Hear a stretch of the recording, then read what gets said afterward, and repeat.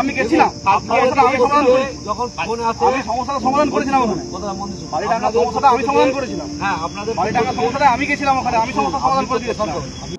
ষষ্ঠ দফার লোকসভা নির্বাচন যতই সামনে আসছে ততই উত্তপ্ত হয়ে উঠছে ঘাটালের রাজনৈতিক পরিবেশ।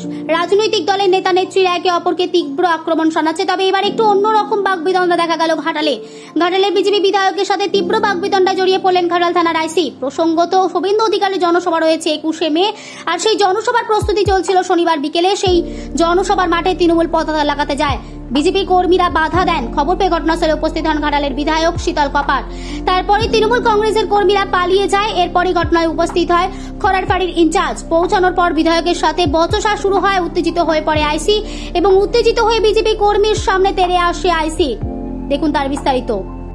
সবার হচ্ছে পালপুর, যে রয়েছে খড়ার পৌরসভার পাশে পালপুর, ওইখানেই মাঠে হচ্ছে।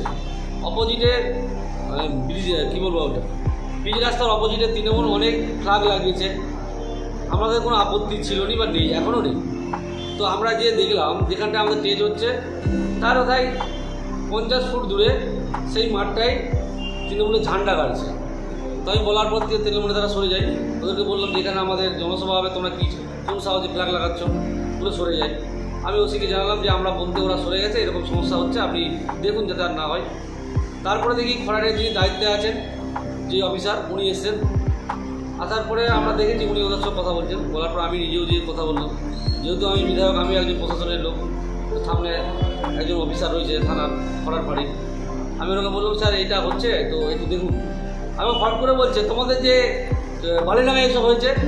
আমি বলছি আপনি একজন প্রশাসনের লোক, আমি একজন বিধায়ক, আমি প্রশাসনের, তাহলে আমাদের উচিত কি যে বাস্তব কী হয়েছে দেখে সেটাকে সমস্যার সমাধান করা।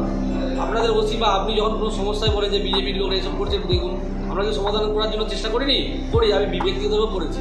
তো আপনার কাছে এটা শুনবো আমি আশা করিনি। তো আপনি প্রশাসনের মতো কথা না বলে তৃণমূল নেতার মতো কথা বলছেন যে বিজেপি এটা করেছে, তাহলে তৃণমূলের পক্ষ হয়ে কথা বলছেন।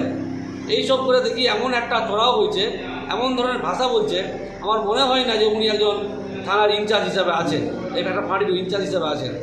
উনি মনে হয় না উনি একজন পুলিশ অফিসার হিসাবে।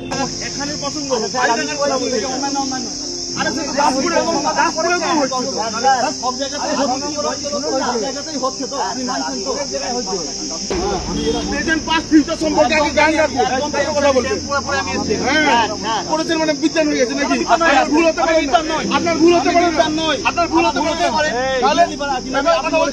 আপনি বলেছেন